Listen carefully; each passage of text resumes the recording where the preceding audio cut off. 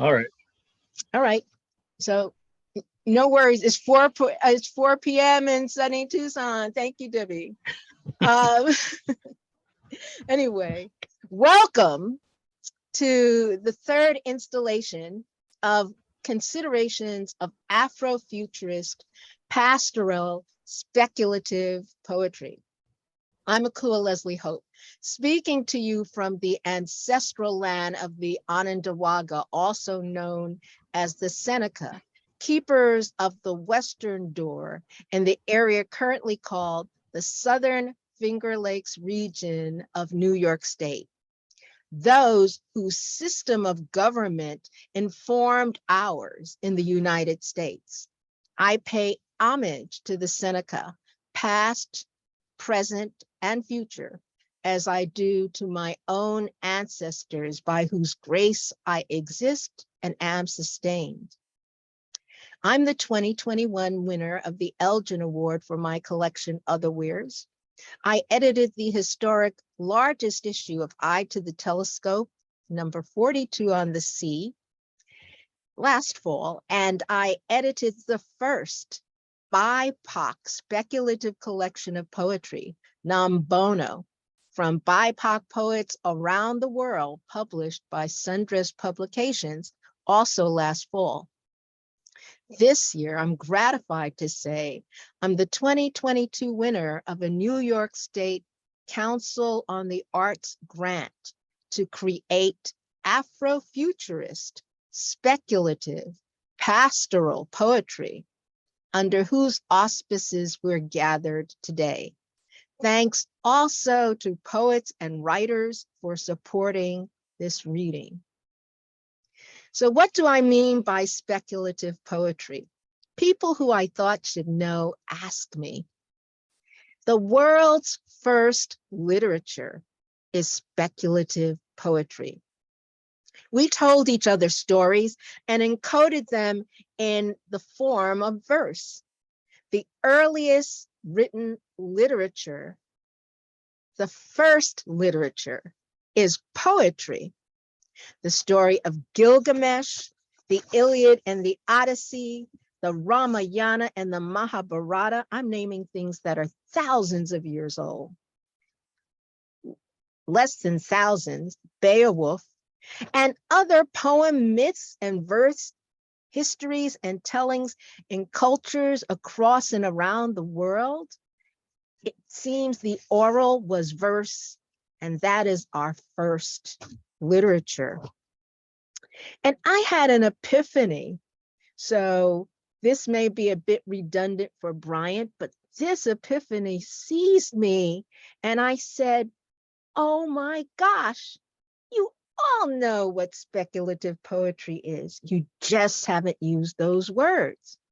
If you're Western, in terms of the West, and or Northern, your own personal first experience with literature, your own personal first experience with literature was most probably, almost undoubtedly, through speculative poetry. Now, while this may be shifting, the first literature I can recall were nursery rhymes, where improbabilities jostled known realities with insouciance. Hey, diddle diddle, the cat and the fiddle, the cow jumped over the moon. The little dog laughed to see such a sport, and the dish ran away with the spoon. This was centuries before animators made kitchenware sentient and tango together in cartoons and then in Beauty and the Beast. That's speculative poetry. A favorite children's song that became a pop song hit in my youth was Puff the Magic Dragon, speculative poetry sung. My childhood included jump rope and hand clap chants, where our own created childhood culture, unmediated by mass media, created its own verse songs. I asked my mother for 50 cents. sense to see the elephant, elephant, elephant jump over the fence, fence, fence. He jumped so high, high, high. He touched the sky, sky, sky, and didn't come back, back, back till the 4th of July, lie. And then we had our own Gothic turn on it. Miss Mary Mac, all dressed in black, black, black, with silver buttons, buttons, all down her back, back. And she did the same high jumping, touching the sky, and didn't come back till the 4th of July. We all began with unexamined and unconstrained embrace of the exercise of speculative verse and invented language. This was what would you call it? A choosing game. Eeny, meeny, kitchalini, ooh-ah, bombalini, achikachi, kumalachi, out goes Y-O-U. And do you remember the owl and the pussycat? That's something I learned in elementary school. So it reinforced what we were doing in the street and in the playground. I learned the owl and the pussycat went to sea in a beautiful pea green boat. They took some honey and plenty of money wrapped up in a 5-pound note. The owl looked up at the stars above and sang with a small guitar. Oh, lovely pussy, oh, pussy, my love, what a beautiful pussy you are, you are, you are. What a beautiful pussy you are. I know almost all of it, but I won't say it all now because I'm counting on you heard some, one, or several of those things as a child, and you experienced speculative poetry. Also, The Owl and the Pussycat was written in 1870. So the idea that I'm talking about anything even ancient or just discovered, there's a continuity of speculative verse creation. So for me, the path already established was reestablished with reading Edgar Allan Poe in elementary school. Once upon a midnight dreary, while I pondered weak and weary over many a quaint and curious volume of forgotten lore. Oh my gosh, I don't remember memorizing any of what I've just said. It's just like, you know, burned in the brain when you're young and malleable. And then for me, the profound influence of Jabberwocky, the poem where invented language and inventing language was affirmed in this renowned work of literature, Alice in Wonderland by Lewis Carroll. 'Twas brillig and the slithy toads did gyre and gimble in the wave, all mimsy where the borough groves and the romance outgrave. Beware the Jabberwock, my son. You know, oh my gosh. When my head was like, boo, I can do that. And look, it's in a book and we're reading it. I'm affirmed in creating and following the path of the speculative. But mind you, I didn't use those words. It was a thing to do, to continue doing, it was done. I wrote my first speculative poems in the 6th grade. Now, mind you, I didn't call them that. I didn't use those words, but that's what they are. They were among my first deliberately reaching to render something poems. So speculative poetry, the poetry of possibilities, presents the unreal as real. A verse text that forces its reader to imagine possibilities that don't fit their standard understanding of the world. Speculative poetry, the primordial verse includes aliens, alternate history, astropoetry, cryptids, cyberpunk, dystopia, fairy tales, fabulism, fantasy, folklore, futurism, horror, magic, monsters, mythology, occult, paranormal, post-apocalyptic, robot, science fiction, shifters, slipstream, solar punk, space opera, steampunk, superhero, supernatural, sword and sorcery, sword and soul, time, travel, and weird. It takes all poetic forms plus its own called sci-fi coup. Let's transition just slightly to the idea of Black speculative poetry. Again, if I'm using the word Black, I'm talking to members of the African diaspora, and it's a current term. I don't know that it was used much before the late 19th century to identify with the term. I'm the child of Garveyites, but I'm just saying, if I'm trying to describe the literature, the roots of Black speculative poetry can be found in spirituals, verse songs of Africans in bondage. They're creating speculative poetry. Swing low, sweet chariot. Did that exist? Coming for to carry me home, right?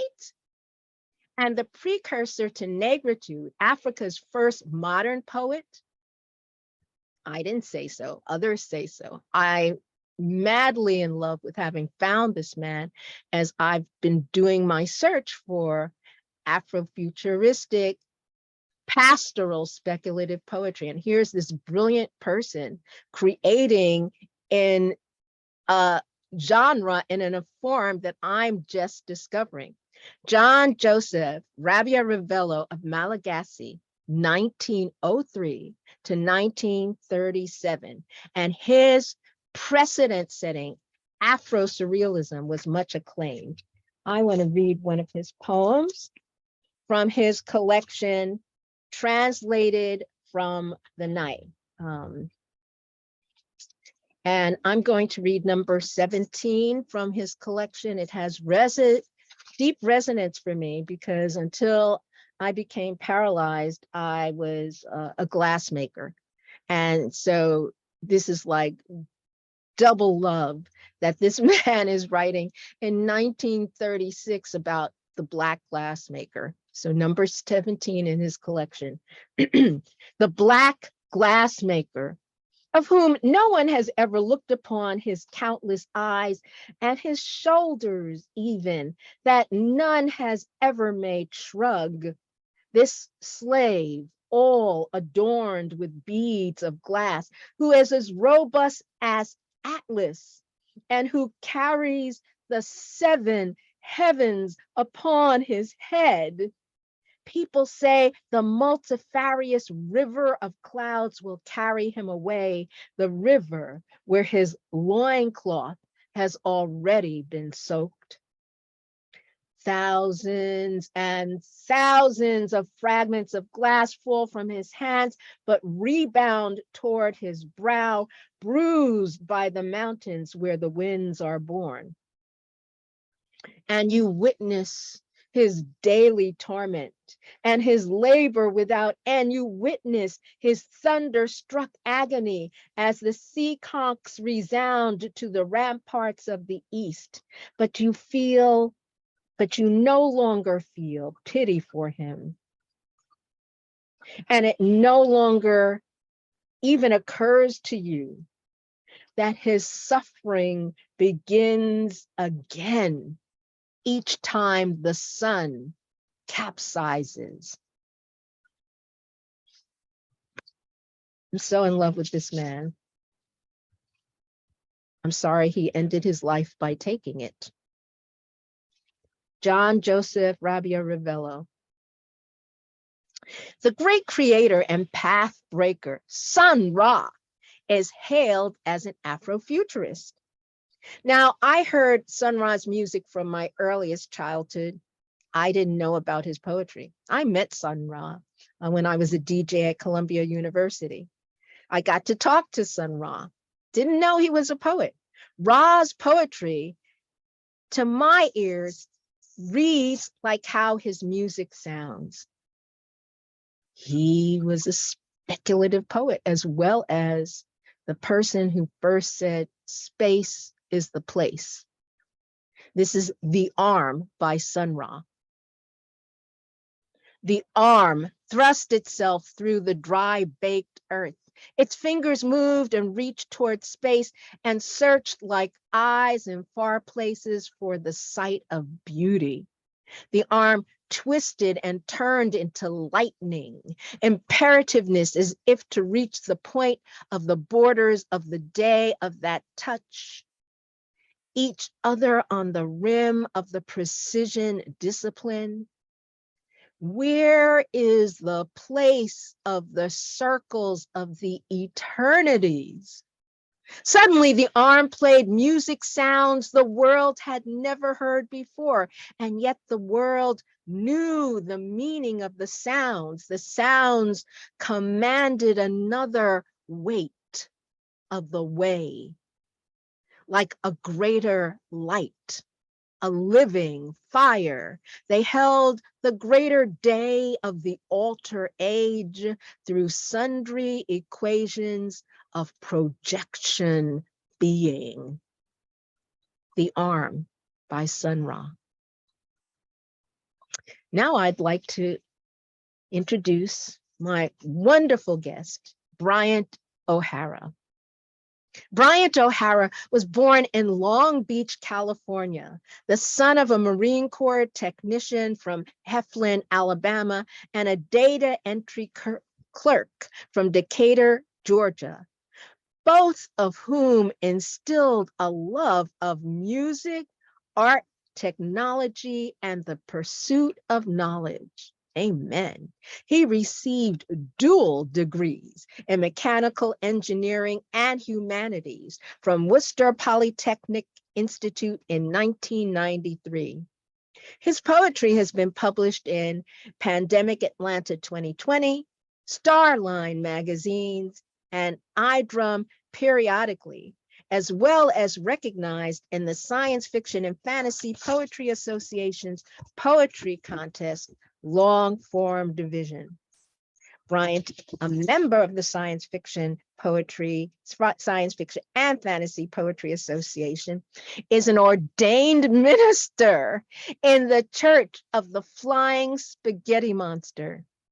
He lives in Stone Mountain, Georgia, with his wife, Alice, 2 out of 7 children, and 1 out of 5 grandchildren.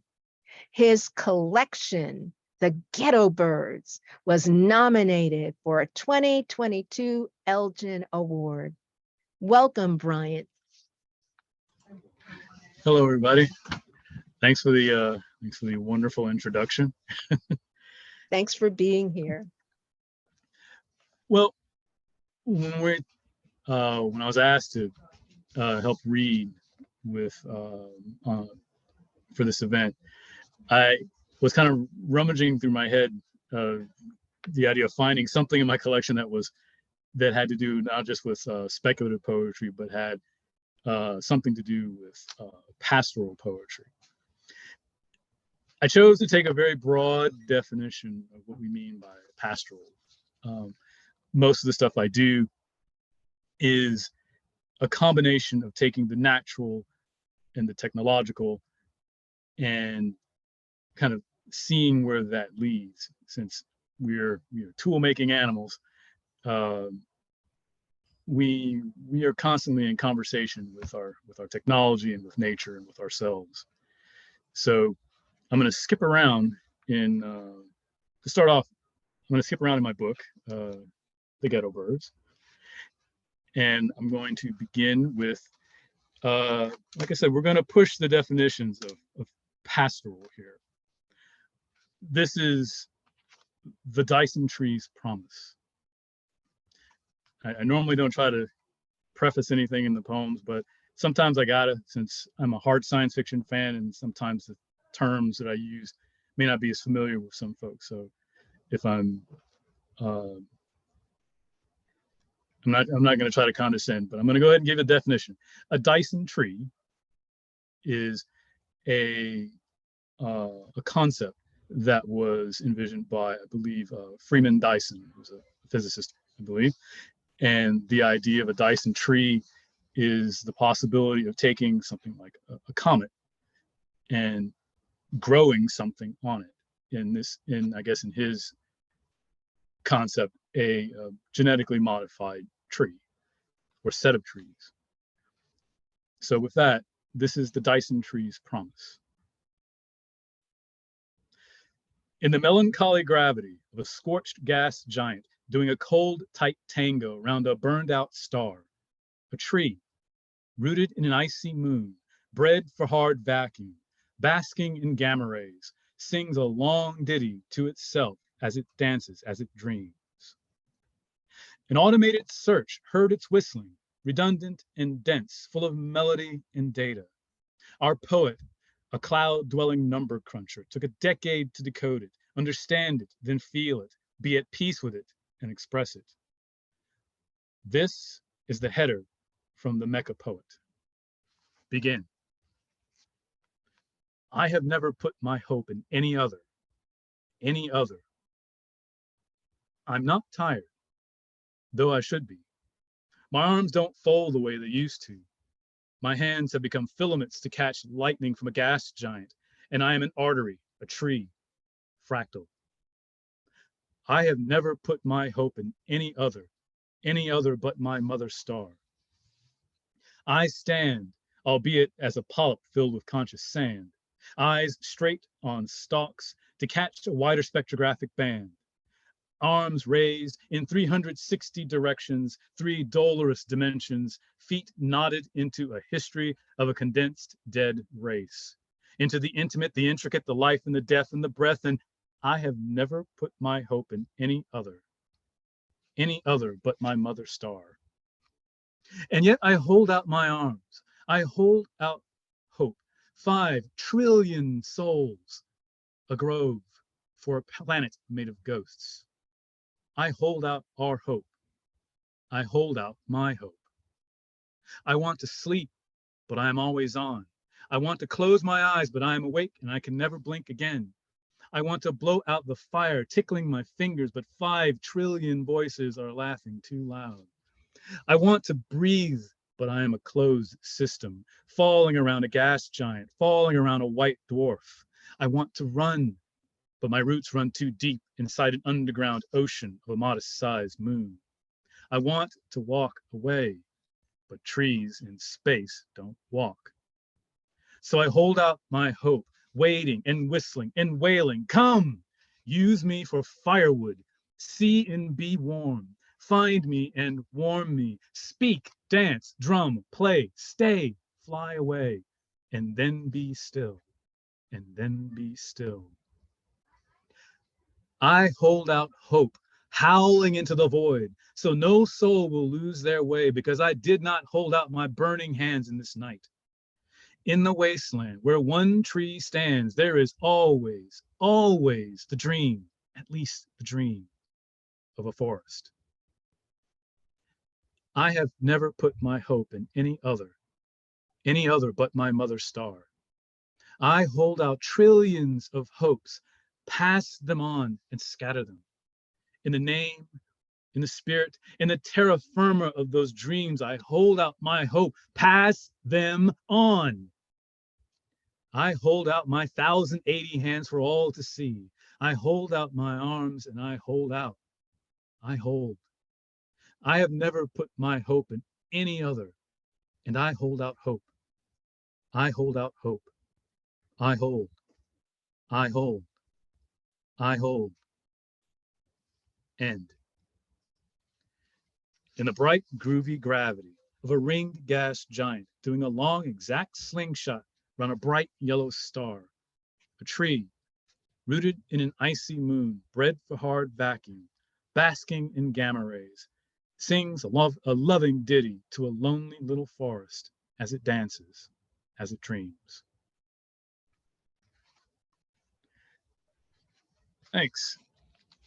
So like I said, I have a broad, very broad definition of what pastoral means. In this case, we have a very limited pasture, but we put it in space because I can put it in space. This next one is closer to Earth, but about as weird, if not a little bit weirder. No preface to this one. This one's called Children of the Woods. I watched my great-great-grandchildren sink into the earth, and I cried, and I cried, and I cried. I watched my great-great-grandchildren smiling and leaning to the left as they descended into the mycotechnomycosphere, or the biotechnomycosphere, the gray and the green and the gooey of the newly networked earth. And I cried, and I cried, and I cried. I cannot go with you. I don't have the filaments. I cannot understand. They sent me a text message, ancient and quaint, saying, "Don't cry, Poppy. We are alive, oh, so alive, growing deep, deep, and wading deep, deep down into Fungi Town. There is work to do here, deep, deep down in Fungi Town. And we would take you too, deep, deep down into Fungi Town, but you cannot go. You know this, right, Poppy? It is not meant to be." I know this. I text back. My thumbs ache, my joints crack. I don't have the filaments. I can only see the wake of their movements, translated by software 2 generations younger than me, that I barely understand or I cannot understand. Perhaps someday I may, when my flesh decays or my metal winds down. Won't you take me? I ask. Down to Fungi Town? Sorry, Poppy, you're not fungi enough. What's left of them coughs up spores as they laugh. I chuckle as I cough. Put your mask on, Poppy. I speak to their sinking bodies. What are you doing down there? What are you building? Are you eating? Are you being eaten? What are you? More spores, and then the texts. You wouldn't believe us if we told you. Put your mask on, Poppy. You can't take much more of this. Watch your text, Poppy. We'll see you. We will. Not soon, but you will see us. You will. Until then, Poppy, live longer. You will see us. Live longer. I watered my great-great-grandchildren when they sank into the earth, and I cried, and I cried, and I cried. Not because they had died, but out of pride. Someday, something, some amazing, familiar, and oh, please, beautiful thing will grow there. I know this. I know this. I know this. Now, if I've got time, I'd like to do at least one more. Cool. This is going to be not from the book, but from a publication that I'd submitted to a while back called Starline. This is one of the quarterly journals. Starline is it's a quarterly journal from the Science Fiction and Fantasy Poetry Association. So if you're interested in speculative poetry, definitely look them up. Check out their definitely check out their journals, and they have a whole list of other places where you can read speculative poetry of many different varieties. This one is a lot of times the poetry I write takes into account the fact that humanity sometimes makes mistakes, to put it lightly. But we do at times try to clean up as much of the nest as we foul. This is a poem that speaks to some part of that. It's called The Festival of Stars and Bees. The Taurus sky crackles on this night inside the long night. The apisoids, robot bees, rise from their stations, charge up their LEDs, and swarm dance. The little ones dash into the micromechanical nebula, laughing and shouting. We promise, we promise, we promise, Beverly Bee. We promise to keep you company. The older ones, learning the promise, complain about the lessons in swarm programming and the biology of an extinct family. The grown ones, burying the promise, do not look up at the dances or listen to the hum songs, but raise their pints of holiday mead in lounges in the direction of earth. The old ones, feeling the promise, visit the virtual gene shrines of species lost in the Anthropocene. They check dashboards for progress, navel gaze at discussion threads in the small hours. The dying ones, remembering the promise, utter it before their recording ends. When we know we will not kill you, again, we will bring you back. To the tiny ghosts we make in your image, we make this promise. When we know we will not kill you, again, we will bring you back. Thank you.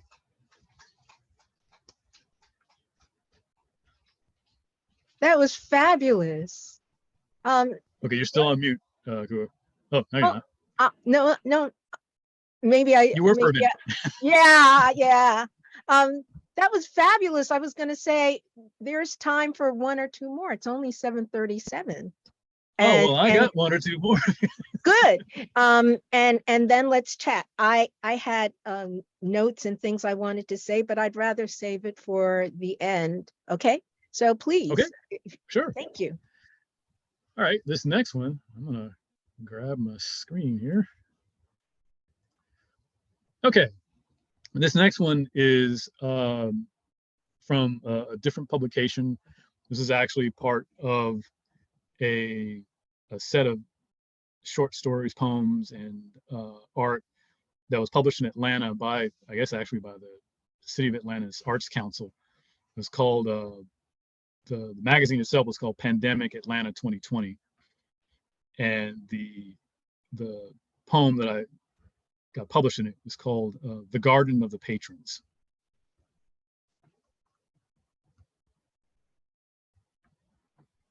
Oops. My brother and I, we traveled on different tracks. He on Green Line West, I on Blue Line East. We joked about science fiction episodes, our families, our fates. When Mad Marta, the AI traffic manager, burst into sentience in a scream of singularity, the gates locked and quartz barricades sprouted from the floors. The patrons in Ashby Station collapsed as if on cue. It took a year for my brother to stand. 2 before he could speak.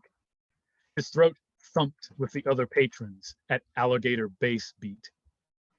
Their songs stirred the water gathering between the humming tracks. My brother and I, we spoke at different speeds.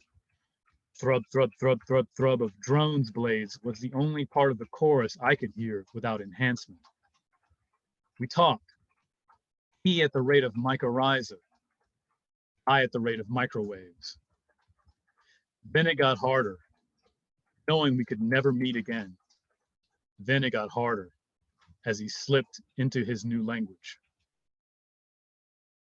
My brother and I, now we cannot speak. Trains run through the station, but the doors do not open. The silent to us station is guarded by K9 twos, watched over by pigeon police. He takes a season to speak, but in Gatak-Tak, only mecha poets can bridge the gap, and that in unknowable song. My brother and I, we will keep on speaking. We will call and respond in fragments and fugues and howls. And we will nod our heads in multiples of common time as an exercise in patience, tinged with expectation, resigned to a bit of signal lost. And to throw in one more. Much of my inspiration is taken by things that are around me. Since I'm from Atlanta, I ride Atlanta's public transit system, which is MARTA. So it's easy to speculate, what happens when the transit system itself becomes sentient and decides it has ideas of its own as to what should be happening and what its patrons should be doing. So this last one is going to slingshot us forward both in time and space. I feel like that should have an echo in time and space. Space. This one is going to have a little bit of funk in it, I hope at least. This is the Solarium Garden.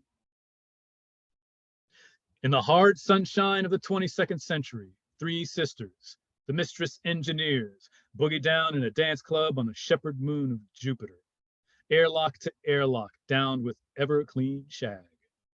The music is data, distilled from the planet's centuries-long storms. It is damn funky and damn radioactive, but it is all good. The music, like the club, is unfiltered. Only the adapted can get up on that dance floor. They dance and they dream, sashay until they beam as they dance and they dream. Hips sway, legs gleam, backs bend as these mistresses' many placed minds begin to dance to attend to their asteroid garden, balanced between gravity wells. Dream in the physical, they say as they play. Dandelion, dressed in green and white, break dances while building paths for probes. She aims for the gathering places, the Trojan points, the Kuiper Belt. Paprika, dressed in green and crimson, does the pony slowly in low gravity and corrects trajectories. She calls out coordinates, and the dance floor hollers. Sorrel, dressed in green and ochre, spins and prays to invented gods in old Esperanto. She does the deep survey, seeking brown dwarfs. This garden, oblivious, will feed us and someday free us, the sisters say. Dandelion pirouettes while juggling plumber's wrenches, adjusting mast drivers, steering ancient rock to their garden of stone, the Solarium Garden. Paprika leads hexapod assemblers in the electric slide, smelting, separating, weaving rock into bigger machines to build bigger machines. Sorrel does the hammer dance, dreaming of boring into dirty ice, pushing slush to the surface, molding big spaces for little places. This garden, unconscious, will be us and someday free us, the sisters say. The mistress engineers clasp hands and the adapted follow suit, forming a circle. They shut their eyes and turn, turn, turn. In waking dreams, Paprika sculpts a hollowed out asteroid into a city. In lucid dreams, Dandelion connects the sleeping stone to its senses. In vivid dreams, Sorrel fires up the factories, blows a whistle that makes its way around the solar system. Pocket full of posies, ashes, ashes, we all fall. This garden, luscious, will flee us and someday free us, the sisters say. And that will be a glorious day. Thank you. Bravo! That was fabulous. Thank you, Bryant. Thank you so much. I'm just so overjoyed because you started out with a sort of I don't know, a semi-apology, and I was just like, that's squarely in. I mean, I awoke to, oh my gosh, he enmeshes the Afrofuturist speculative and the pastoral. You know, you have plants, you have fungi, you have okay. So anyway, I'll go back to Plants, animals, and fungi. We got three main kingdoms. See, this is what I'm saying. Flora, fauna, you got it all in there. And what's funny to me though is so often labels are constraining, but other times labels are illuminating to point your attention, to remind you what to attend to and include. And I say this to say that had anyone asked me about your work, I was struck most by it being cyberfunk, right? You are what I would call a cyber, but and I've heard all of these poems before. I've read all of these poems before, but hearing you read them again, I'm like, oh wow, yeah, that's right. That one, I remember that with the bees and there's a line in there I loved a lot. Did I write it down? I don't know that I did. When the line about the mead, you have a line The about last one, when we know we will not kill you again, we will bring you back. well, that too, but there was a line about the MEAD, about the bees and sipping the mead, and I was just like, it was so concrete and visual and such a funny play, because it's like, yeah, mead, it's made of honey. Okay, of course. What else are they like holding aloft and toasting with? And Right. and at one point when you were talking about funk, I said, oh, that's right. For those who don't know, there is a song. I think Bryant was almost too young to know it, but it goes, "Will you take me to Funky Well, I'm Town?" not And too he young to know it. and I he remember it. plays, right? So, Amy saying, yeah. So he's playing on that when he's saying Fungy Town, and I was just like, oh my gosh, did I not just watch sometime this summer the incredible PBS special? Okay, this is how brilliant Bryant is, because this is all before I'm learning this stuff. So I learned just this summer about the Wood Wide Web.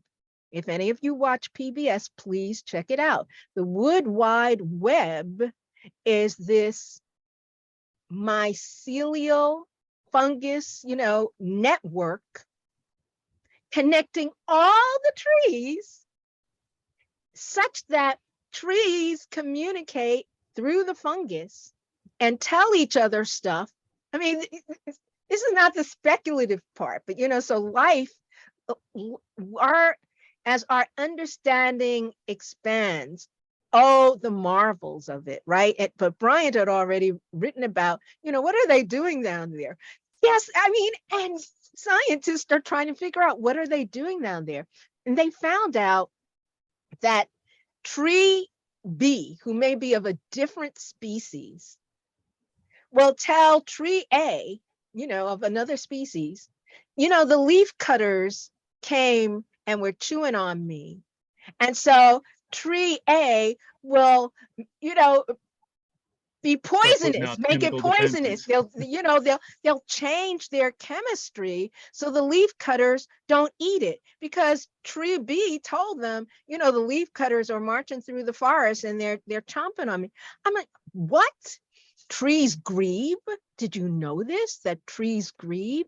If they will try and keep a dead stump alive. So when you see those stumps that have been cut and you see stuff still sprouting now, it's buddies saying, we don't want you to go. We're going to As try long as and they're help still you getting survive. nutrients, they're going to keep going. Your roots are still there. I still feel you. Let me try and help you grow. So, okay, anyway. So Brian, I love Funky Town and the play on Fungy Town. I was deeply moved by a grove for a planet made of ghosts. You hold out hope, howling into the void. That was absolutely glorious. If any of you are poets and embarking on speculative poetry, I will say that starting in October, I've got a call out for poems on speculative trees. And at the moment, I've got a call open for anthology I'm doing with Linda Ann Schiavo on speculative cats. But again, Brian was totally in the pocket. You were totally in the pocket with your tree poems and the garden. So he ends with the garden. And I thought, oh, why am I so slow? The Garden of Eden. Oh yes, but the women, the female form investing in he's laughing. It's like, oh, yay, recreating the Garden of Eden. So, okay, talk Except for a for minute about your hybrid beings, right? Tell Mhm. us a bit about your constructs, your cyborgs, androids. Well, there are quite a few of them in this in the book, the Ghetto Birds. Um, the ones you don't the the poems I've read don't actually feature the eponymous characters, the Ghetto Birds. They're actually a specific group of post-human beings. And the best way I try to kind of just to the elevator Post-human. pitch for them, um, the elevator pitch for them is that basically imagine a technological singularity occurring in Fred G. Sanford's backyard. Basically, in the backyard of a junkyard. The junkyard. Right. And so that Becoming would give you a very sentient. different and becoming sentient. So the perspective of such a being coming up in that environment would be quite different from one coming up in a cold clinical lab. Right. I was just thinking, Versus in the middle of somebody's backyard as they're mm-hmm. trying to get past the Toyota. Mm-hmm. But I like this sort of spectrum of life continuing not just up to us, but where we kind of take ourselves either out of necessity or out of whimsy. In the Solarium Garden, for instance, I make a reference to the adapted, and they are essentially beings that have been they have adaptations that allow them to function in an environment that is quite hostile to human beings. Basically, the area around Jupiter, since Jupiter's radiation belts are quite strong. I'm trying to think of the name of the film that it's not old, but it's not new, and it's about a program where people are mutated to survive on I think it's Triton. I think I can't remember Triton? the name. Titan. Titan, not Triton. Okay, Titan. And yeah, but they can't live on Earth anymore. And only one person. Did you? Okay, so you're familiar with that. I do remember. I don't remember the name, but I remember the basic idea, and it's an idea that's played with a lot. But when you change form, you change priorities as well. You put it so beautifully, succinctly. That's it exactly. That's exactly what happens. Like in for instance, going back to one of the other poems, "The Garden of the Patrons," the two human characters, well, at least the two initially human characters, they have a different set of priorities than the transit system, which is itself becoming a character. And its use for the patrons is very different from what the patrons have initially had use for the system. It's transportation, and then it says, oh no, you're a part of me and you're going to speak the way I need you to speak. Although I found that very moving, because I saw it all. I mean, so you're talking about it really physically. I saw it all very much as metaphor. Especially when you talked about the different speeds being, I'm microwave, and he was, I forgot what mycorrhiza. It reminded me of this Star Trek where, I don't know if you remember this. It's an old Star Trek, and something happened. The one where they were out of phase. And they're out of phase, and some are living like flies. And they sound like flies because they're that sped up. And the science of it is flies, hummingbirds, they hear at different speeds. They live at different speeds. Yeah. And they started, and again, they played their speech right? Their sound making, how there's, it was the bee story. I don't know if you saw the bee documentary where they played how birds sound to bees. Okay, because of these different for us. And so two different conversations going on. It's like, here's what these and guys think of these guys. what do these think of guys these think of guys. these guys? And the bird sound to bees was like dinosaurs, like what we think of as like roars, right? I hear we receive birds as that's not how bees process dinosaur sounds. I mean, the bird sound. Well, given that the birds that tend to be predators, probably best that they hear them as monsters. Well, they hear them as monsters, but it's also about these speeds. So I mean, you put your hand on so many lovely essential things. I'm so glad you were nominated, but it's just that I don't think people always got it. So I'm so grateful that you're here to talk about it. And you see what happened? Now our time is almost up. We need to open up the floor. So I was just going to say, if anyone has any questions for Bryant, and I know most of you missed my intro, which is okay. It's recorded. You can hear what I said before Bryant started reading. But if anyone has any questions, let us know. Questions, comments, or critiques? No, we're not inviting them to do all of that because I'm sorry, it's the old MC in me speaking. That's how I would end up. Questions or comments, any questions or comments? I'll just start by saying this is great. Hi, this was great. I've never read any speculative poetry really, and I feel very spoiled that this was my introduction. Yours were amazing. Oh, that's why we set the bar high for you. You sure did. And like Amy said, that like you enhanced them a lot with your reading, so thank you for that. And then I guess my question would be, what were your main influences? Who would you cite? Well, my influences they're kind of all over the place. I started off as a fan of hard science fiction, so that's your Asimovs, your Clarks. Let's see, but there are other folks that eventually snuck in there, like William S. Burroughs, Octavia Butler.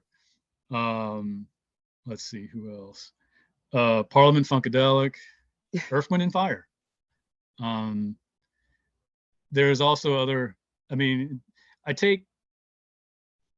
used to be in the Glee, my college Glee club. That was an interesting experience for about 5 years. But I also got exposed to a lot of different types of music, from traditional Catholic mass to revisiting spirituals to Bulgarian women's choir. Oh, I love that. Oh my gosh, yes. So and throat singing and yes, I like the idea of people playing throat. Yes. So that all kind of combined when I kind of came back to Atlanta back in the 90s. And at the time, the spoken word movement and poetry slams were really popular in and around the area. And so that's where I kind of learned to incorporate the more performative aspects of writing poetry. So essentially I tried to make sure that I spoke it right. And if I didn't sound right when I spoke it, I rewrote it until it sounded right. Excellent. It's really easy to hear that performance background in your reading. It's just really excellent. It just enhanced the whole thing. Yeah. Thank you, Amy. Well, thanks. Thank you. Any other? That's one of the things I really miss about the whole pandemic thing. That I haven't had as many being opportunities. Live. Yeah. Yes. Well, we're live now. We're live, just not in person. Any other questions or comments? Well, I thank you all for coming. I thank Bryant for being a guest as I continue this quarterly exploration I mentioned that I've got anthologies coming up. So if you're writing, I welcome seeing that work. And Bryant, stay well, keep on keeping on. To all of you, peace, health, and joy. Good night. Thanks. Thanks, everybody. Thanks for coming. Thank Have a you. great one. Have a great one.